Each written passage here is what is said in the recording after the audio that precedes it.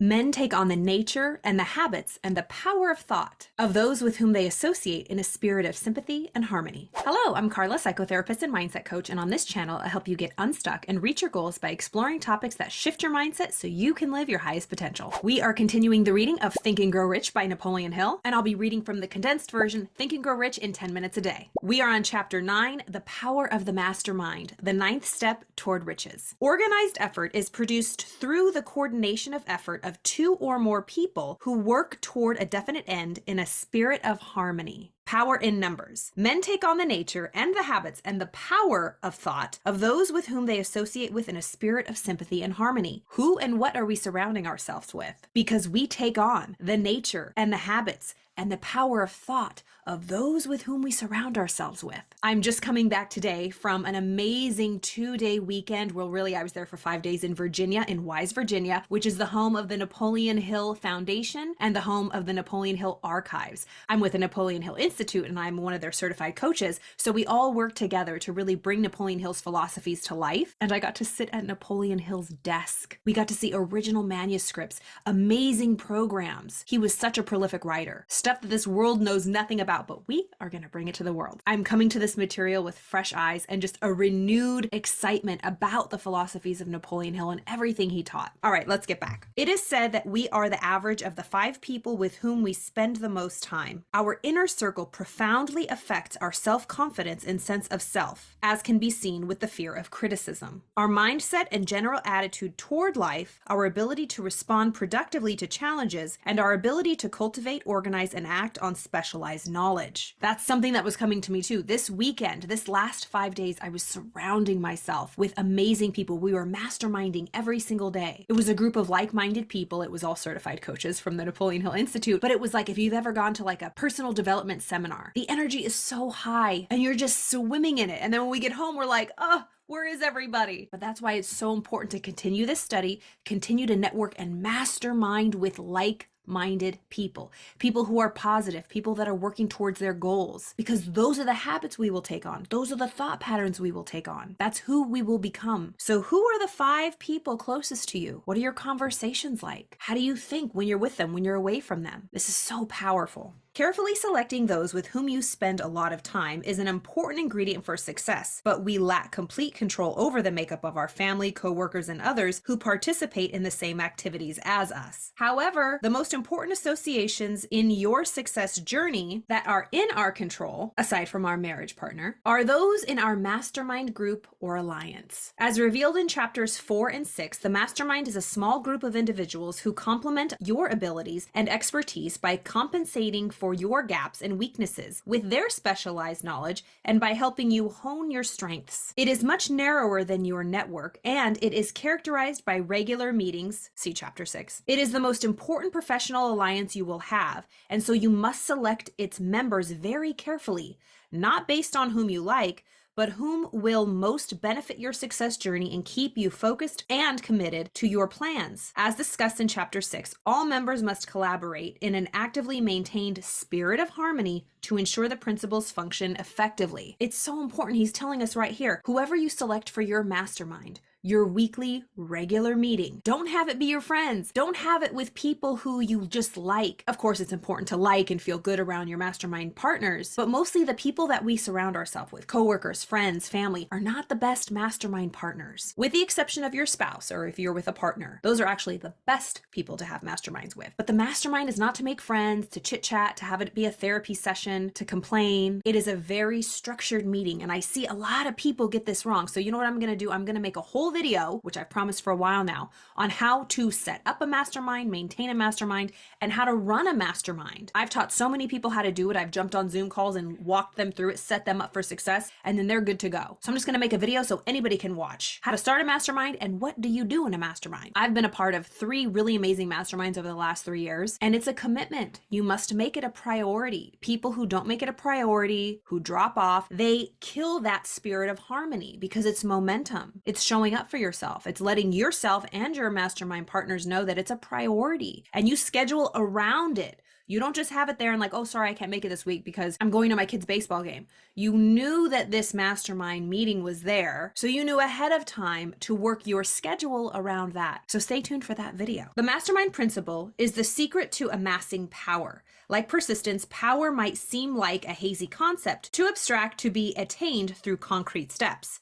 However, power is simply organized effort/knowledge. That is why this chapter should be read and reread in conjunction with chapter 6 on organized planning. Power is the force generated by the organization of knowledge into concrete plans that enables these plans to be translated into impactful action. The mastermind facilitates the coordination and expression of effort and knowledge through organization and action so that individuals can achieve greater power than they could on their own. When we collaborate and work with other people, it not only keeps us accountable, it keeps us going, it keeps us encouraged. Trust me, I'm a person who really shut myself off from people. I'm like, I just want to be alone. I don't want to make any friends. I could do this on my own. But that only lasts for so long. But to really trust other like-minded people, the benefits are truly infinite. Bob Proctor, my mentor, always used to say, a mastermind is like getting different light bulbs together. So for example, me, if I was one light bulb, I say I'm 60 watts. But if I join with my friend and she's 60 watts too, now I have 120 watts to see everything that I'm working on with. So it's joining this power all together so we can all use it when we're working towards our goals or trying to kind of figure out a problem or find a solution. 5 lights are better than 1 for sure. It makes it brighter. We can see things that we can't normally see just on our own. Before knowledge is organized, it must be attained. No individual has all the knowledge they need to amass great riches by themselves. The 3 main sources of knowledge are as follows. 1, infinite intelligence.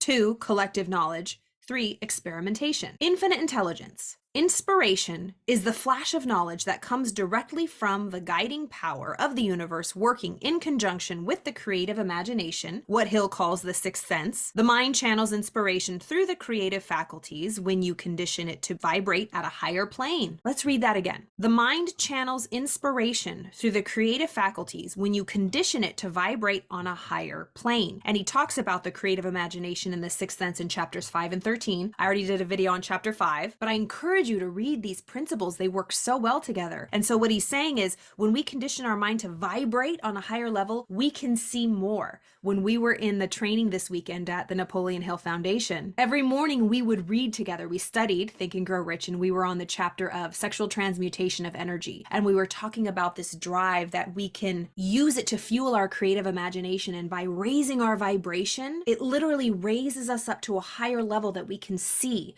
But if we remain down here and low, we can't see past all of the obstacles or the seeming obstacles, the mountains and the trees. But just like an airplane, if we raise our vibration, we rise above it and we can see everything so clearly. So that's why it's important to raise our vibration in our mind and our body so that we can start having higher level thoughts, higher level vision, higher level imagination about these situations. Then staying low, we can't see everything that's up here. So we need to rise to it so we can see, wow, I can see everything so clearly. I can do this, this, this, this. That's why we need that mastermind alliance to raise our vibration. And there's other great ways to raise your vibration, which he talks about in the sex transmutation chapter. The mind channels inspiration through the creative faculties when you condition it to vibrate on a higher plane. This higher order thinking can be activated by positive emotions and mental stimulants. See chapter 10 for more on that later. That's the chapter I was talking about. The power of infinite intelligence can be more readily accessed by coordinating one's efforts in a spirit of harmony with other like-minded individuals. Think about a time if you've ever been around friends or if you've gone to a personal development seminar and you, like a Tony Robbins, like Unleashing the Power or something, you're riding high. It might last days or weeks, but then it pitters out and then you have to go to another one. But this is why having a weekly mastermind is like keeping that spirit alive. Out of the 3 main sources of knowledge, this is the only foolproof one. The others are subject to the whims and errors of the human experience. So he's saying that infinite intelligence as a source of knowledge supersedes and is the best out of collective knowledge and experimentation. That's why it's so important to tap in and go within, because infinite intelligence is speaking to us very quietly, That's why we have to meditate and connect to that higher plane. All right, the next one, collective knowledge. This entails all the knowledge gained through humanity's collective experience, which can be accessed by studying humankind's records, history books, archival materials, memoirs, etc. This knowledge is conferred in schools and pursued through individual research. Number 3, experimentation and research. When knowledge has not been previously discovered, it must be searched out. As such, the third main source of knowledge is experimentation, scientific study, invention, and trial and error, and ethnographic research, surveys, assessments, etc. Oftentimes, the creative imagination plays a role here too, as a flash of inspiration might be required to accomplish one's research aims.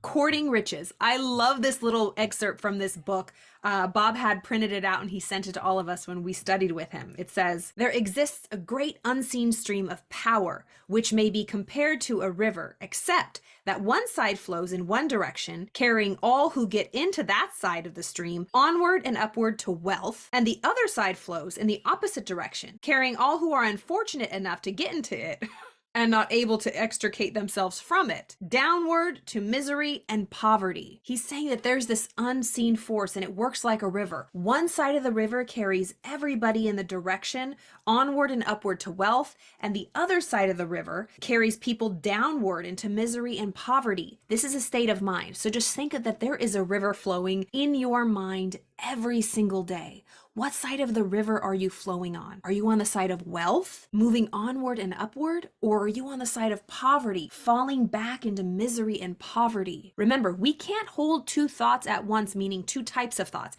We can't be hating on people and loving on people. We're either in judgment or we are in love and acceptance. We can either be in gratitude or we're complaining and scared of why we don't have what we want. That's why it's so important to cultivate, make it a habit of focusing on the things that you want, focusing on gratitude, focusing on loving people and understanding them, because that's onward and upward into wealth. Don't stay over here on this side of the river, judging, criticizing yourself or others, worried about what you don't have, focusing on negative results in the present or in the past, letting this go and getting into this side of the river. And it's constant daily work. I've been on this side of the river and I've fallen back on this side of the river. Then I have to make the effort, the conscious effort of realizing like, ooh, I'm in a bad downstream, like things are falling apart.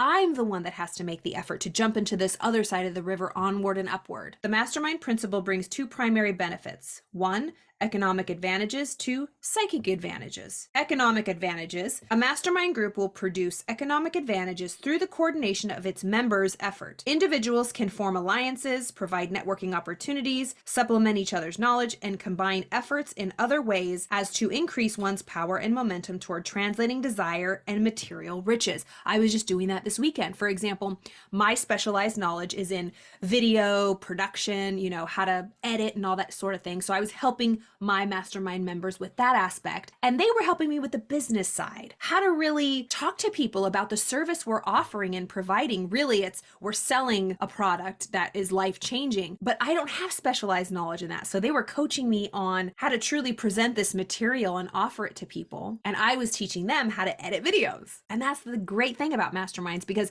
I don't have a background in sales or marketing things or business or finances, but I do have a lot of experience in the creativity and making content. And so to combine the two, that's a very, very powerful. Psychic advantages. When individuals join forces toward a specific end, working in a spirit of complete harmony, they create what Hill calls a third mind. Their spiritual energy is so greatly magnified that an affinity is constructed, a force that increases the energy of every member of the group and provides greater access to infinite intelligence. Where 2 or more are joined, I will be there. I think the Bible says that, like when 2 people join in a spirit of faith, God comes to support. It really is true. So if you are masterminding with someone else, a third energy joins and helps and just makes it bigger and better. It's like when you're masterminding or brainstorming with people, you get the best ideas. Inspirations come to you. It's like, where did that come from? But you're in the flow and it's just like this energy that's surrounding, it's creating this momentum. The stream of power flows in 2 directions, upstream toward wealth in all of its forms, and downstream toward misery and poverty. The power of thought directs the course one will take. Positive thoughts and emotions will carry you upstream, and negative thoughts and emotions will propel you downstream. That is so simple. That's like what James Allen says in As a Man Thinketh. Good thoughts, good seeds, good fruit. Bad thought, bad seeds, bad fruit. Some individuals flip-flop back and forth between the two streams, never making any real progress in either direction. Oh my God, that is me. Actually, that is how I've been in the past, but I decide right now to really hold myself accountable for staying on the upstream. I can definitely relate to that. Oh my goodness, I did that for so long, and I find myself,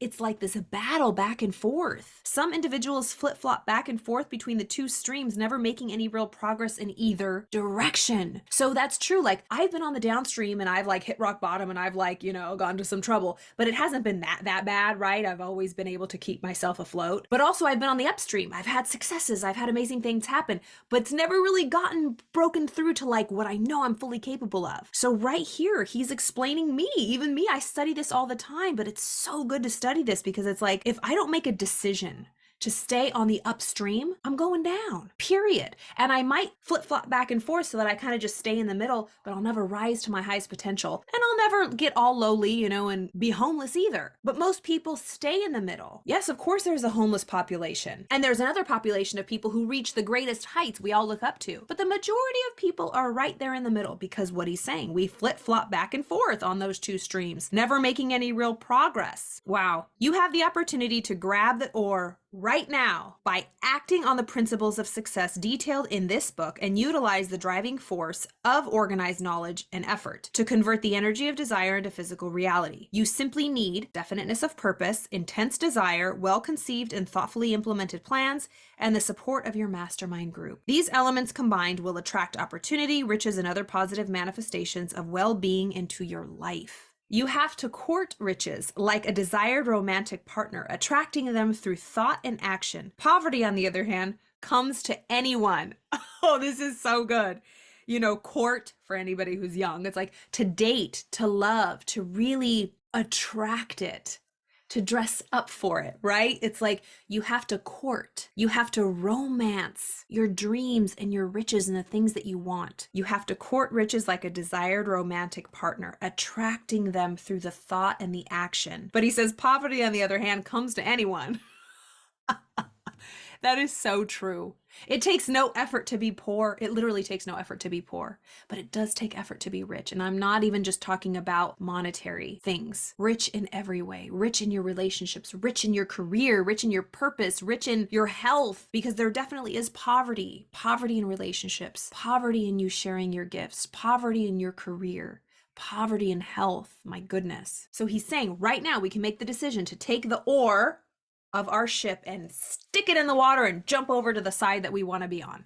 And he leaves us with our action item. Form your mastermind. First, write a list of all the strengths and expertise you currently possess on your own. So write a list of the things that you have specialized knowledge in and you're good at. Next, create a table with 2 columns. In the left-hand column, use your list of strengths to identify all the gaps of knowledge, missing network opportunities, and other weaknesses you have that stand in your way of achieving your definite chief aim. In the column on the right, identify at least one individual who excels in each area in which you are lacking. I already know who mine are. Cross off anyone on the list who will not work with you in a complete spirit of harmony, who accepts temporary defeat as final, or who could negatively affect your faith or self-confidence in any way. So important.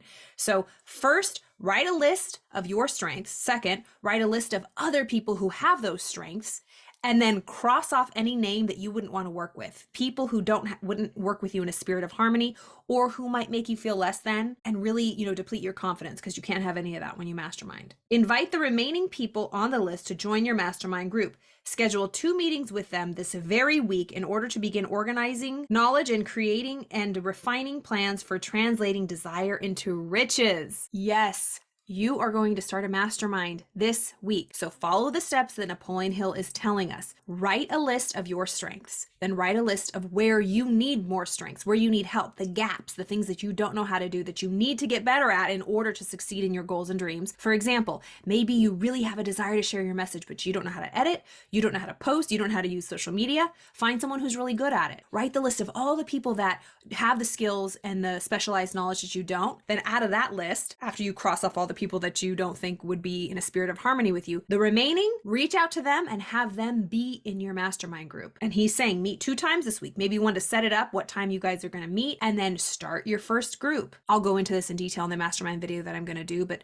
schedule the same time every single week, have it be for an hour, and have it be structured. Wow, I hope you enjoyed that. That was chapter 9, The Power of the Mastermind from Think and Grow Rich by Napoleon Hill. We will continue our reading. Chapter 10, oh, here it is. The Mystery of Sex Transmutation, the 10th step toward riches. This is a very powerful chapter. Don't let the title scare you. Again, thank you so much for spending your time with me. Leave any comments, any questions, reach out to me, email me. All my links are below. I hope you're enjoying this as much as I am. I will see you next time.